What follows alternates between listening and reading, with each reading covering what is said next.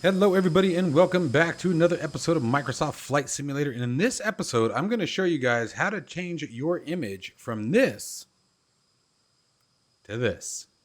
Stick around, guys.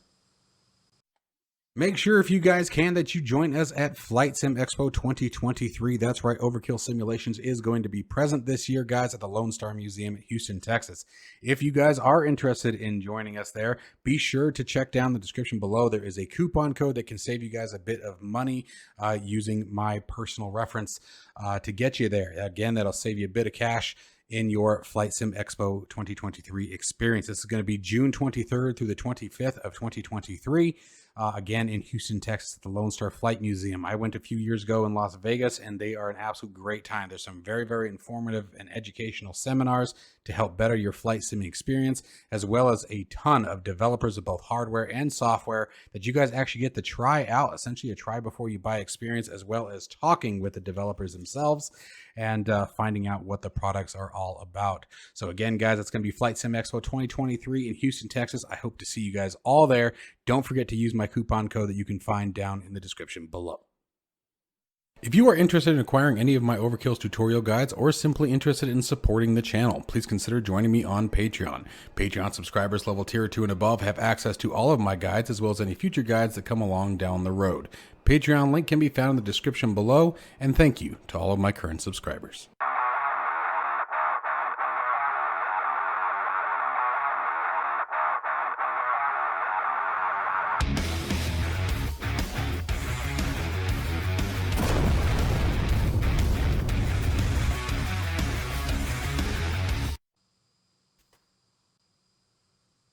All right, you guys, I did a video on this a while back, and I figured it was time to do it again, especially since there is a new release of it. This is going to be version 1.4.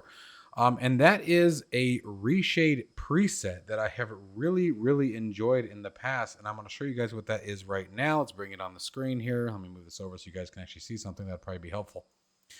Okay, and that is FinalLight's ReShade. He does a really good job. His ReShade changes are subtle and yet very natural looking, and that's always been his goal, is to make a more natural look without overtaxing the GPU or CPU.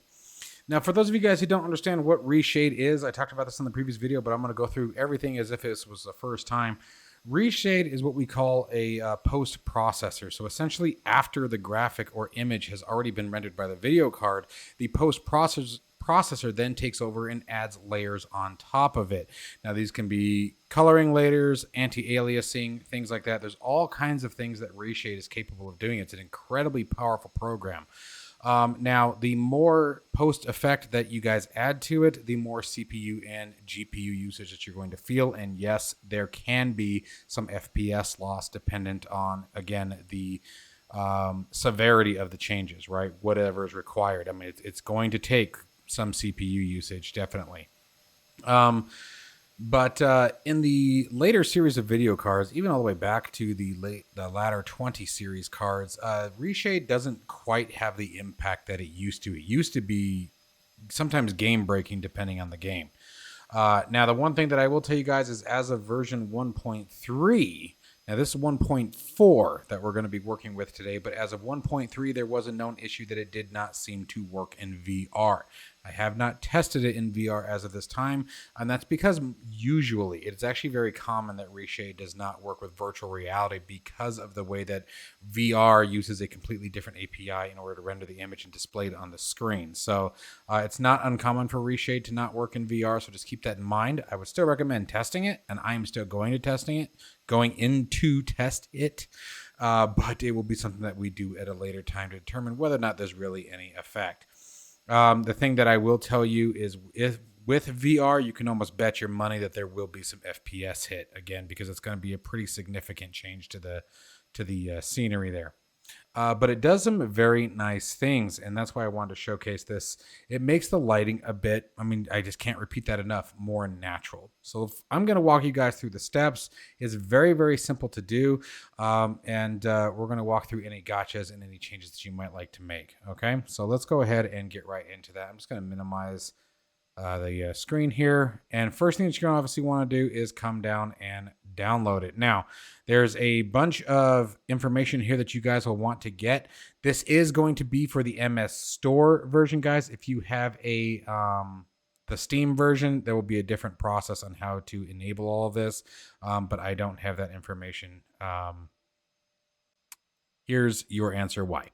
I don't have any information as to how to put it into Steam. I will tell you guys that with every game that I own, game or simulator, one of the biggest things that I try to avoid is Steam. I try to buy direct all the time, and that's because the Steam API has a lot of limitations because there's so many things that are running outside of it that Steam tries to operate within. It's like Steam VR. Steam VR is great when you're first getting into VR, cool, but once you start diving into it and realize, you know, what the other options are, for example, OpenXR versus Steam, there's no comparison. OpenXR blows Steam VR out of the water. Anyway, I digress. I apologize. But if you can, guys, I would always recommend, as often as possible, stay away from Steam if you don't have to purchase through Steam. Yes, it's simple, but it's very limiting, and it can be a pain in the butt to try to do some of this cool stuff with it. Okay, so again, known issue as of version 1.3. VR doesn't seem to work. And again, as I told you, this is very common. It is a ReShade limitation, not a limitation of the developer itself. Okay, it just has to do with, again, ReShade typically does not work. So anyway, so here you guys go. Here's the current changelog, and let's go ahead and get moving here. So you download it. Now let's talk about what we're going to do next. So once you download it, you would come right over here. Here it is here. We're going to use 7-zip. You extract it to your favorite location using your favorite extractor. Open the file up, and you guys are going to have, actually, let me delete that so that way you guys can see it from start to finish. So I'm going to use 7-zip, extract it, and here we are. So you're going to have this bat file. Now, this bat file is nothing more than executable that essentially runs a list of commands. Now, as of, if you're doing this raw, black and white, following the instructions, this must go on your desktop. I will show you guys, I believe, how to change that. But for the moment, let's just keep it simple. And we're going to say this must go on the desktop. I will show you guys at the end of the video. I will show you how to edit that if you feel comfortable doing so. But the next thing we're going to do is figure out where to put this guy right here.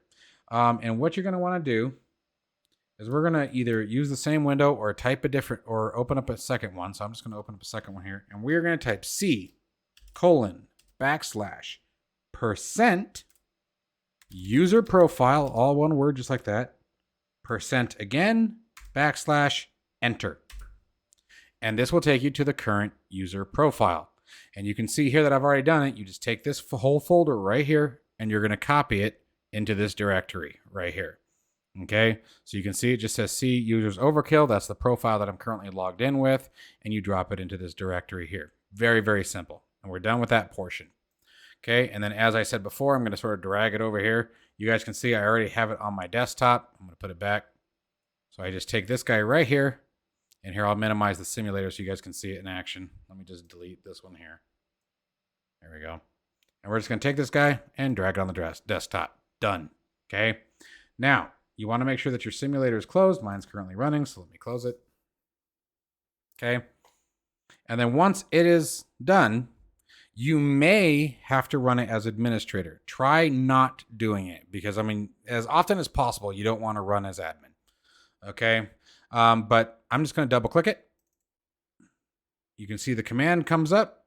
That's the PowerShell. Okay, it's the bat that's executing is what you guys are seeing on the screen, but you can see Microsoft Flight Simulator behind there launching. Okay. And actually, you guys probably didn't see the command prompt here. Let me see. Oh, it just went away, of course. Anyway, a command prompt will pop up.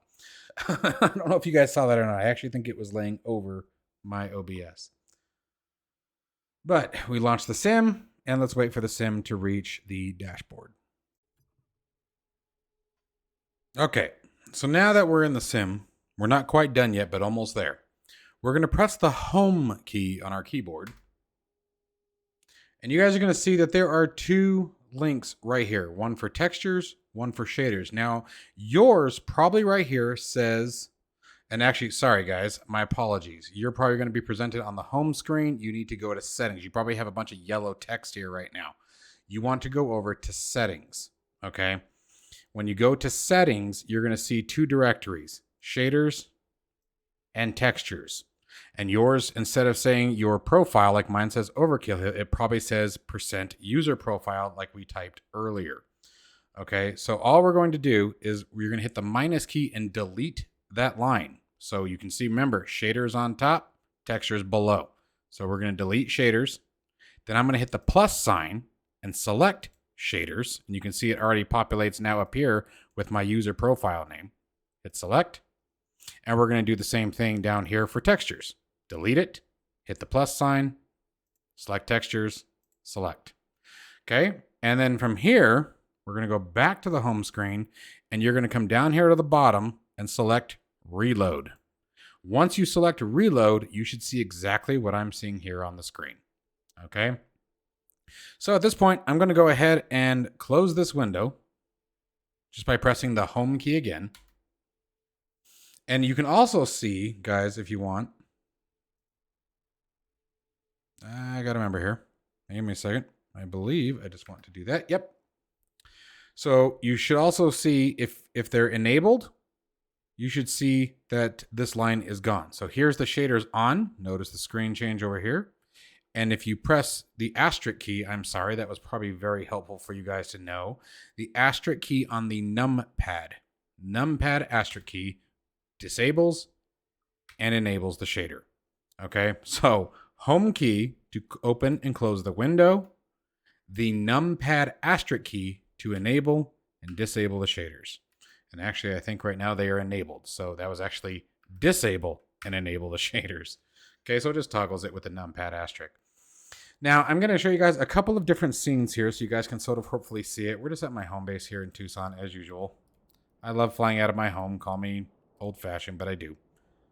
But so here, let's see where we're at. They are currently enabled. So disabled, if you guys see, and it's very similar to what the previous version was in the aspect of what it is creating. There's a very, and I said the same thing in the previous video, there's a very yellow tint and overlay that appears in the default scenery, where when we enable it, it becomes more natural lighted, more with the blue hue that you would expect to see with the skies, especially a pure bright sky like this. Other places that you will see differences are mountain ranges. Okay, so here is disabled. Okay, there's that very bright, very almost colored pencil look to it where we bring everything back and you're a bit more on the natural side. Now, something to take into consideration, guys, is your monitor. The type of monitor it is, plasma, LCD, LED. Hopefully no one's still using CRT, but hey, you never know. You know, those things are also going to take effect here. That's going to be a big part of what you see. Okay, what your color settings are, how well the LEDs, LCDs, etc., all the aforementioned types are what their quality is and what they're set to. Your monitor brightness, contrast, all that's going to take effect. So, you know, your monitor picture has a big part of what kind of change you personally are going to see on the screen versus what I am seeing here. Okay. So, again, this is disabled, enabled. Let's go ahead and bring some clouds into the scenery here. And maybe we'll change time of day here. Let's do broken. There we go. Maybe, there we go. So there's a storm. So again, this should be disabled. Yep, they are. So there's enabled. And again, disabled. Take a look at the sun line down to where the light sources are being projected. There's enabled. Okay. So the changes aren't always huge. It really depends on the scene and what's going on. I really enjoy ReShade in the cockpit. Okay. So here, this is enabled. And I'm actually going to turn the tablet off. Oops, wrong switch. There we go. Here's disabled. Enabled. Disabled. So it's not huge. Okay. But the thing that I really enjoy about it, especially when flying, is once you're airborne, okay, some of the reflections off the dashboard and things like that can become really powerful, especially when you go head down and you get that real bright hue above you, which is normal. to an extent that is absolutely realistic. It's not quite as powerful on your eyes. And so again, here's disabled, enabled. Look at some of the shadowing, some of the texturing down below. Pay attention to the floorboards. Okay, so some things it adds a bit more depth to. Let's zoom in here so you guys can see the comparison. There's disabled, enabled. So it just takes that yellow hue out of it. And it does it very, very well. And certain lines, certain shapes, certain textures up in the background become a bit easier to identify, look a bit more natural, especially look back here on the horizon. So there's disabled, enabled. So again, very simple process, guys. Very, very handy. Now you can go in and change some of these. I do not necessarily like to play with these, but here's some of your settings here. There's your global definitions that you guys can come in and actually change a lot of these or add some in. Let's see here. I got to remember where all of your effects are. It's been so long since I've used this, and I've never really found a reason to change his. I actually like his profiles a lot, but you guys are welcome to dive in and see. Here's some of the color changes that you can change. There's your reds, there's your blues, greens, etc. Your alpha, I believe, is what that is. So you can do a whole bunch of different things with this, guys. It's a very, very powerful application. Now, the further you get into it, and you can also set keyboard commands, by the way. And if you create different presets, you can cycle through those presets. But as far as diving in deep to ReShade, I'm not going to do that in today's video simply because I don't feel confident enough. I've never had a reason to, so I haven't dove into it in a very long time. But I did promise you guys that I would show you guys how to change the directory. So if you guys are still interested in that, by all means, stick around. All right, you guys. So there isn't any change that we need to make to the bat file. With a bat file, to make it run as an administrator by default is actually kind of a pain in the butt and really essentially usually ends up with it being back on the desktop anyway. But I do want to show you guys what the catch is if you want to put it in a different directory like I have here. If you want to put it into a different directory here, now you guys have already seen it launch from the desktop, so I'm not going to show you that again. But if you want to put it into a different folder, notice if I double click it, nothing happens. But if I right click it and go to run as administrator, it will. There you go. Okay, let's close the sim so it doesn't relaunch. But that's the simplest way to move it to a different folder if you want. Because the reason why I bring that up is I personally like having a very clean desktop. I don't like having a lot of stuff on my desktop. See, cleaning that out. So I just wanted to make sure that you guys knew how to do that if you wanted. But running from the desktop itself, you should be able to just double click it and fire it off. Well, guys, I hope you guys enjoyed this video, and I hope you guys enjoy the FinalLight ReShade. I certainly do. I think it's very soothing on the eyes. Again, please remember that as of the current release, as a limitation of ReShade, it does not work in virtual reality. Now, if any of you experience anything different, by all means, let me know in the comments, and I'd be happy to try some things out. As always, guys, stay safe and healthy. Have a wonderful weekend, and I will see you in the next one.